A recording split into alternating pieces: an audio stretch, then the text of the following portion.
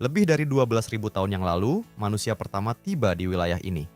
Di ujung peta, tempat daratan menyatu dengan angin dan lautan, terbentang Patagonia, negeri di ujung dunia. Di sini, alam berkuasa sepenuhnya. Membentang lebih dari 1 juta kilometer persegi, Patagonia tetap menjadi salah satu wilayah dengan populasi paling sedikit di bumi. Kawasan luas ini terbagi antara Argentina dan Chili, dipisahkan oleh garis sejarah dan politik yang tak kasat mata. Di satu sisi, terbentang fjord dan gletser liar milik Chili. Di sisi lain, hamparan dataran luas, danau garam, dan tebing-tebing sunyi, tempat daratan terasa seolah tak berujung. Di ujung selatan, ketika pegunungan jatuh ke laut dan daratan pecah menjadi kepulauan, muncullah Tierra del Fuego. Namanya terdengar hampir ironis, sebab di sini tak ada api, hanya es, air, dan angin tanpa akhir, yang seakan tak pernah berhenti berhembus. Nama itu berasal dari pelaut Eropa pertama yang menyusuri pantai ini, ekspedisi Ferdinand Magellan pada tahun 1520. Di antara tanah-tanah liar itu berdiri Ushuaia, kota terakhir sebelum ujung dunia. Ushuaia tidak lahir sebagai tujuan wisata, melainkan sebagai tempat pembuangan dan hukuman. Kota ini bermula sebagai pos terpencil pada akhir abad ke-19, didirikan oleh para misionaris Anglikan. Namun kemudian, tempat ini berubah menjadi koloni penjara. Jika Siberia dianggap cocok bagi Rusia, maka Tierra del Fuego dianggap cocok bagi Argentina.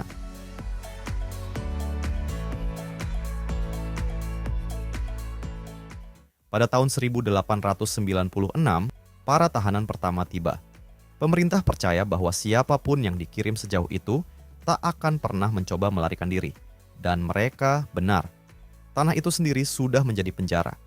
Para tahanan menebang hutan, membangun dermaga, dan memasang rel-rel kereta api di tanah yang dingin dan terpencil itu. Orang-orang yang paling ingin melarikan diri dari tempat ini justru menjadi orang-orang yang membuatnya layak dihuni. Ushuaia berdiri jauh dari manapun.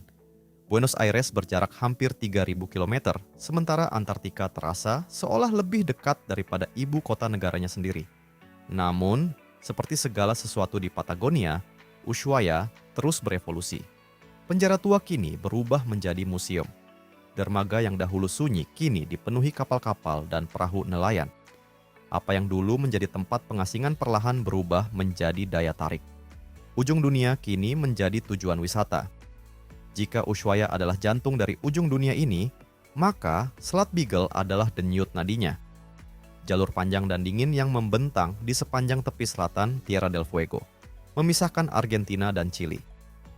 Selat ini dinamai dari HMS Beagle, kapal yang membawa Charles Darwin muda melintasi perairan liar ini pada dekade 1830-an. Panjangnya sekitar 240 km, membentang dari timur ke barat, menghubungkan Samudra Atlantik dan Pasifik melalui labirin pulau-pulau dan teluk yang sunyi. Di tengah selat, berdiri sebuah mercusuar yang seolah sendirian di atas batu karang, sekitar 9 km di sebelah timur Ushuaia. Les Éclaireurs, yang dalam bahasa Prancis berarti para pengintai, adalah nama yang diberikan para penjelajah awal untuk gugusan pulau kecil di wilayah ini. Mercusuar itu selesai dibangun pada tahun 1920, menggantikan mercusuar sebelumnya yang digunakan oleh ekspedisi Angkatan Laut Argentina. Menaranya setinggi sekitar 10 meter, dicat dengan garis-garis merah dan putih, lalu dibangun dari batu bata dan beton yang kokoh menghadapi angin selatan. Cahayanya berkedip setiap 10 detik dan dapat terlihat hingga hampir 13 km pada malam yang cerah. Di ujung Selat Beagle terdapat Pulau Martillo, rumah bagi salah satu koloni penguin paling selatan di bumi. Isla Martillo, begitu namanya dalam bahasa Spanyol, merupakan bagian dari Estancia Harberton, peternakan tertua di Tierra del Fuego yang didirikan pada tahun 1886. Selama beberapa dekade, pulau ini hanyalah hamparan tanah dingin yang sunyi dan tak berpenghuni, sesekali disinggahi para nelayan yang melintas. Hingga akhirnya, para penguin datang dan mengubahnya. Setiap bulan Oktober, ketika musim semi di belahan bumi selatan, mulai mencairkan embun beku dan siang hari perlahan memanjang. Ribuan penguin Magellan berjalan naik ke daratan untuk bersarang. Mereka kembali tahun demi tahun, mengikuti ritme alam yang telah berlangsung selama ribuan musim. Seiring waktu, spesies lain mulai bergabung. Penguin Gentoo, yang mudah dikenali dari paruh oranye dan garis putih di kepala mereka membentuk koloni-koloni kecil di pulau itu. Dalam beberapa tahun terakhir, bahkan beberapa penguin raja mulai terlihat menyimpang jauh dari wilayah asal mereka di selatan. Kehadiran mereka menjadi tanda nyata bahwa ekosistem Patagonia terus berubah, mengikuti arus laut yang semakin hangat dan perubahan iklim yang perlahan menggeser keseimbangan alam. Setelah meninggalkan Selat Beagle, ketenangan itu segera berubah. Perairan damai berganti menjadi Selat Drake, salah satu bentangan samudra paling ganas di dunia, terkenal karena angin kencang, ombak raksasa, dan cuaca yang nyaris tak dapat diprediksi. Di antara gelombang gelap itu, siluet Tanjung Horn perlahan muncul dari laut seperti bayangan batu di ujung dunia. Perairan di sekitarnya menjadi jalur penting bagi navigasi internasional, tetapi sekaligus dikenal sebagai salah satu wilayah paling berbahaya bagi para pelaut. Reputasinya sebagai kuburan kapal lahir dari badai mendadak dan arus laut yang tak pernah benar-benar jinak. Pelayaran pertama yang tercatat melintasi wilayah ini dilakukan oleh Ferdinand Magellan pada tahun 1520 dalam ekspedisi pelayaran keliling dunia pertama. Sejak saat itu, Tanjung Horn menjadi jalur penting bagi kapal-kapal dagang Eropa yang berlayar antara Samudra Atlantik dan Pasifik. Para pelaut selalu memandang tanjung ini dengan rasa hormat sekaligus ketakutan. Badai dapat datang tanpa peringatan, sementara arus laut berubah dengan liar dari 1 jam ke jam berikutnya. Bahkan hingga hari ini, kapal-kapal modern pun masih mendekatinya dengan penuh kehati-hatian. Di sebelah utara Ushuaia, sebuah jalan setapak sempit membelah hutan dan lembah, mengarah ke danau tersembunyi di antara pegunungan berselimut salju. Danau itu bernama Laguna Esmeralda. Sesuai namanya, permukaannya berkilau dalam warna pirus yang begitu memikat. Warnanya sulit dijelaskan, bukan sekadar hijau, bukan pula hanya biru, melainkan perpaduan hidup yang tampak hampir terlalu indah untuk berasal dari alam. Kepulauan Tierra del Fuego dipisahkan dari daratan utama Amerika Selatan oleh Selat Magellan, jalur sempit berliku yang menghubungkan Samudra Atlantik dan Samudra Pasifik. Sebelum terusan Panama dibangun, selat ini merupakan gerbang selatan dunia, jalur utama bagi kapal-kapal yang mengelilingi benua. Namun, perairannya terkenal tak mudah ditebak. Angin kencang dapat muncul tanpa peringatan, sementara kabut tebal mampu menelan cakrawala hanya dalam hitungan menit. Dari Pulau Magdalena, Selat Magellan terus memanjang ke selatan, melewati labirin fjord dan semenanjung liar yang membentuk ujung selatan Chili. Di tepi salah satu fjord itu, Selat Harapan terakhir. Berdiri Puerto Natales, kota pelabuhan kecil yang dikelilingi pegunungan dan langit Patagonia yang luas. Nama Harapan terakhir diberikan oleh seorang penjelajah Spanyol yang hampir kehabisan persediaan saat mencari jalur menuju utara. Fjord itu menjadi harapan terakhirnya sebelum menyerah pada kerasnya alam di wilayah ini. Puerto Natales resmi didirikan pada tahun 1911, tetapi kisahnya telah dimulai sejak akhir abad ke-19 ketika para pemukim mulai berdatangan untuk beternak domba. Dataran luas di sekitarnya terbukti sangat cocok untuk penggembalaan, dan wilayah ini dengan cepat tumbuh menjadi bagian penting dari industri wol Patagonia yang berkembang pesat. Para pemukim Inggris, Kroasia, dan Chili membangun estancia, peternakan domba raksasa, yang hingga kini masih membentuk sebagian besar lanskap di sekitar kota. Dan seperti banyak kota di Patagonia, tepi laut menjadi jantung kehidupannya. Dari sana, puncak-puncak berselimut salju tampak menjulang di balik fjord yang tenang. Itulah Taman Nasional Torres del Paine, salah satu kawasan hutan belantara paling menakjubkan di Amerika Selatan. Saat meninggalkan Puerto Natales, jalan beraspal perlahan berubah menjadi jalur berbatu. Sedikit demi sedikit, jejak peradaban menghilang, digantikan oleh bentang alam liar yang terasa tak berujung. Di hadapan terbentang menara-menara granit raksasa dan gletser yang mengalir turun dari lapangan es Patagonia Selatan, masa es terbesar ketiga di bumi setelah Antartika dan Greenland. Nama Paine berasal dari bahasa Tehuelche yang berarti biru. Dan di tempat ini, segalanya seolah memang memiliki warna itu. Danau-danau memantulkan biru yang dingin, pegunungan larut dalam kabut kebiruan, bahkan bayangan yang jatuh di antara lembah tampak membawa warna yang sama. Di tengah lanskap itu berdiri formasi paling terkenal di Taman Nasional ini, Torres del Paine dan Cuernos del Paine.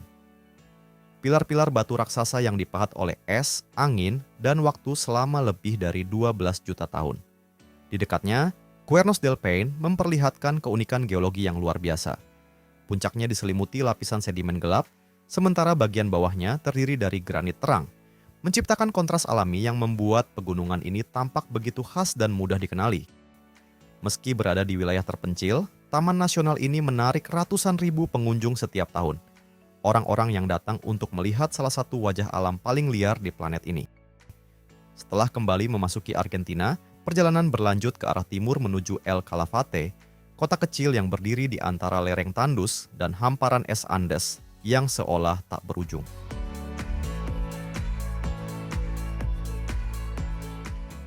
Sebelum dikenal sebagai tujuan wisata, El Calafate hanyalah permukiman sederhana yang memasok kebutuhan peternakan domba di wilayah sekitarnya.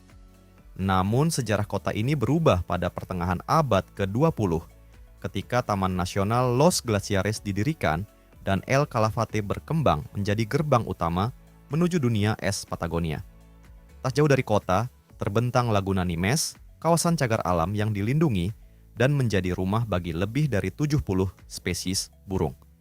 Di antaranya terdapat koloni besar flamingo Chili yang berjalan tenang di perairan dangkal, menambah warna lembut di tengah lanskap Patagonia yang keras dan dingin. Bagi sebagian besar pengunjung, El Calafate menjadi gerbang menuju salah satu pemandangan paling ikonik di Patagonia, Gletser Perito Moreno. Gletser raksasa ini membentang hampir 260 km persegi. Namun, bagian yang paling memukau adalah dinding depannya, menjulang sekitar 60 meter di atas permukaan air, seperti benteng es raksasa di ujung dunia. Dari titik pandang, permukaan es memancarkan warna biru yang terasa mustahil. Begitu murni dan terang hingga tampak tidak nyata. Retakan-retakan dalam membelah permukaan gletser membentuk menara-menara es yang liar dan tak beraturan. Gua-gua kecil terbuka di beberapa sisi, memperlihatkan dinding biru sempurna yang tersembunyi di dalamnya. Di beberapa bagian, es tampak hampir transparan seperti kaca yang membeku. Di bagian lain, warnanya menggelap akibat sedimen yang terkumpul selama ribuan tahun perjalanan gletser melintasi pegunungan. Beberapa jam ke arah utara, muncul salah satu siluet paling terkenal di Patagonia, Gunung Fitzroy. Di kaki gunung itu berdiri El Chalten, kota kecil yang dikenal sebagai ibu kota trekking Argentina. Kota ini didirikan pada dekade 1980-an sebagai pos strategis di tengah sengketa perbatasan antara Argentina dan Chili. Namun seiring waktu, El Chalten berubah menjadi tujuan para pendaki dan pemanjat tebing yang datang mencari cakrawala Patagonia yang sempurna. Menjulang di atas semuanya adalah Fitzroy, atau seperti yang disebut oleh masyarakat Tehuelche, gunung berasap. Bukan karena gunung ini vulkanik, melainkan karena puncaknya hampir selalu tertutup awan yang berputar di sekeliling batuannya. Dengan ketinggian lebih dari 3.400 meter, Fitzroy bukan gunung tertinggi di Andes. Namun, hanya sedikit pegunungan di dunia yang memiliki kehadiran sekuat dan semisterius dirinya.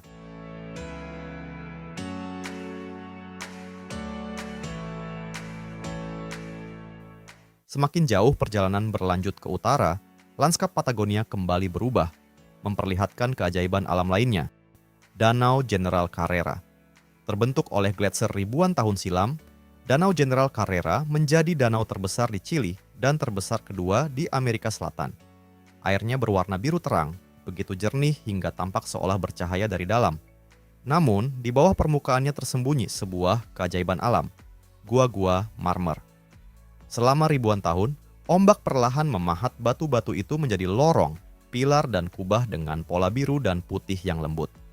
Pada hari-hari yang tenang, pantulan dinding marmer terlihat sempurna di permukaan air, menciptakan ilusi seolah langit dan danau menyatu menjadi satu. Di sebelah utara danau, Carretera Austral membentang dan berkelok melewati beberapa wilayah paling liar di Amerika Selatan. Jalan panjang ini menembus hutan hujan, pegunungan, dan lembah terpencil yang terasa jauh dari dunia modern. Di sepanjang jalur itu terdapat Taman Nasional Queulat, rumah bagi salah satu lanskap paling surrealis di Chili. Sebuah dinding es raksasa yang terjebak di antara dua tebing curam, tampak seolah melayang di atas lembah. Berbeda dengan banyak gletser lain, ujungnya tidak berakhir di danau atau laut, melainkan menggantung di atas jurang. Dari sana, air lelehan jatuh ratusan meter sebagai air terjun yang bergemuruh, lalu menghilang ke dalam hutan lebat di bawahnya. Sementara itu, di pantai Atlantik Argentina, berdiri Puerto Madryn, kota yang didirikan pada tahun 1865 ketika para pemukim Wales mendarat setelah perjalanan laut yang panjang dan berbahaya. Kini, kota itu dikenal karena para raksasa laut yang datang mengunjungi teluknya setiap tahun. Dari bulan Juni hingga Desember, perairan tenang Teluk Nuevo dipenuhi paus sikat selatan, makhluk raksasa yang bermigrasi ribuan kilometer dari wilayah makan mereka di Antartika untuk kawin dan melahirkan di dekat pantai Patagonia. Perjalanan dengan perahu di Semenanjung Valdez membawa pengunjung cukup dekat hingga suara napas paus dapat terdengar jelas di antara kabut laut dan hembusan angin selatan. Semenanjung Valdez ditetapkan sebagai situs warisan dunia UNESCO. Pada tahun 1999, diakui sebagai salah satu tempat berkembang biak terpenting bagi paus sikat selatan di bumi. Di tepi utara Patagonia, berdiri tenang Puerto Varas, salah satu kota paling indah di kawasan ini. Kota itu membentang di tepian Danau Llanquihue, dengan pegunungan dan langit selatan yang selalu terasa dekat. Puerto Varas didirikan pada pertengahan abad ke-19 oleh para kolonis Jerman yang diundang pemerintah Chili untuk menetap dan mengembangkan wilayah danau. Hingga kini, jejak mereka masih terasa di setiap sudut kota, pada rumah-rumah kayu beratap miring, taman-taman yang tertata rapi, serta toko roti dan kafe yang menghadirkan suasana Eropa di ujung selatan dunia. Di seberang danau, bayangan Gunung Osorno terpantul di permukaan air yang tenang. Gunung berapi itu berdiri sempurna, seperti kerucut raksasa dari salju dan lava. Dengan ketinggian sekitar 2.650 meter, Osorno mendominasi seluruh lanskap di sekitarnya. Lerengnya begitu simetris hingga tampak seperti lukisan, menyembunyikan sejarah letusan dan kekuatan alam yang pernah membentuknya. Di kaki gunung, Sungai Petrohue membawa air glasial berwarna pirus melewati aliran lava yang telah mengeras selama ribuan tahun. Arus sungai perlahan memahat batuan vulkanik menjadi bentuk-bentuk halus yang nyaris tampak tidak nyata. Tempat itu kini dikenal sebagai air terjun Petrohue, salah satu pemandangan alam paling khas di Patagonia, Chili. Melintasi pegunungan Andes dari Chili menuju Argentina, perjalanan tiba di San Carlos de Bariloche, kota yang berdiri di antara alam liar dan jejak peradaban modern, di jantung distrik Danau Argentina. Kota ini dikelilingi danau luas dan puncak-puncak pegunungan yang menjulang langsung dari tepian air. Pengaruh para pemukim Jerman dan Eropa Tengah begitu kuat hingga Bariloche sering dijuluki sebagai Swissnya Argentina. Pertumbuhan Bariloche mulai berkembang pesat setelah dibentuknya Taman Nasional Nahuel Huapi pada tahun 1934, Taman Nasional pertama di Argentina. Sejak saat itu, kota ini perlahan berubah menjadi salah satu gerbang utama menuju alam Patagonia Utara. Di sebelah barat kota, terbentang Circuito Chico, jalur sepanjang sekitar 60 km yang mendaki perbukitan dan berkelok melewati hutan-hutan Andes. Jalan ini membawa para pelancong melewati teluk-teluk tersembunyi, danau sunyi, serta kapel-kapel kecil yang berdiri tenang di antara pepohonan. Jalan-jalan berbatu Bariloche perlahan menurun menuju hamparan luas Danau Nahuel Huapi, danau glasial besar yang menjadi jantung Patagonia Utara. Airnya begitu jernih hingga pegunungan dan langit tampak menyatu di permukaannya. Di ujung utara danau, tersembunyi sebuah kota kecil yang tenang di antara pepohonan, Villa La Angostura. Jika Bariloche tumbuh menjadi kota besar, maka desa ini tetap mempertahankan kedekatannya dengan alam, tempat di mana suasana berjalan lebih lambat dan banyak orang masih membiarkan pintu rumah mereka tidak terkunci. Pemandangannya terasa seperti lukisan, perpaduan antara hutan Andes yang liar dan ketenangan yang nyaris tak tersentuh. Dari sinilah dimulai salah satu perjalanan paling terkenal di Argentina, rute 7 Danau. Jalan ini mengikuti jalur kuno yang dahulu digunakan suku Mapuche saat berpindah dari satu lembah ke lembah lainnya. Kini, rute tersebut menjadi semacam perjalanan ziarah bagi para pelancong, petualang, dan backpacker yang datang mencari tempat-tempat di mana dunia masih terasa utuh dan belum sepenuhnya berubah. Jalan itu berakhir, atau mungkin justru dimulai, di San Martin de los Andes, kota pegunungan yang tenang di tepi Danau Lacar, tempat Patagonia perlahan memudar ke dalam hutan dan pegunungan di utara. Didirikan pada tahun 1898, San Martin de los Andes awalnya hanyalah pos militer yang dibangun untuk mengamankan perbatasan selatan Argentina, wilayah yang saat itu masih diperebutkan dengan Chili. Namun, seiring waktu, pos terpencil itu perlahan berubah menjadi kota pegunungan yang hidup, tempat persinggahan para pendaki, pelancong, dan mereka yang mencari ketenangan di tengah alam Patagonia. Arsitekturnya begitu khas. Atap-atap miring, dinding kayu, dan fondasi batu yang kokoh, semuanya dirancang untuk menghadapi musim dingin panjang dan salju tebal yang turun setiap tahun. Tak jauh dari kota, sebuah puncak berselimut salju mulai muncul di atas garis hutan. Itulah Gunung Berapi Lanin, Gunung Suci Patagonia Utara. Bentuknya menyerupai piramida raksasa yang membeku, menjulang lebih dari 3.700 meter di atas lanskap sekitarnya. Lanin adalah titik tertinggi di Provinsi Neuquén, Argentina, sekaligus bagian dari sabuk vulkanik Andes, rantai pegunungan api yang lahir dari tumbukan perlahan antara lempeng Nazca dan lempeng Amerika Selatan selama jutaan tahun. Namun Lanin tidak berdiri sendirian. Jauh di sebelah barat, sabuk vulkanik itu terus berlanjut, ditandai oleh deretan puncak lain yang sama megahnya. Salah satunya adalah Gunung Berapi Villarrica, salah satu gunung api paling aktif dan paling mengesankan di Amerika Selatan. Dengan ketinggian sekitar 3.500 meter, puncaknya diselimuti gletser yang memberi kehidupan bagi danau-danau dan sungai-sungai di bawahnya, menjaga hutan Patagonia tetap hijau dan subur.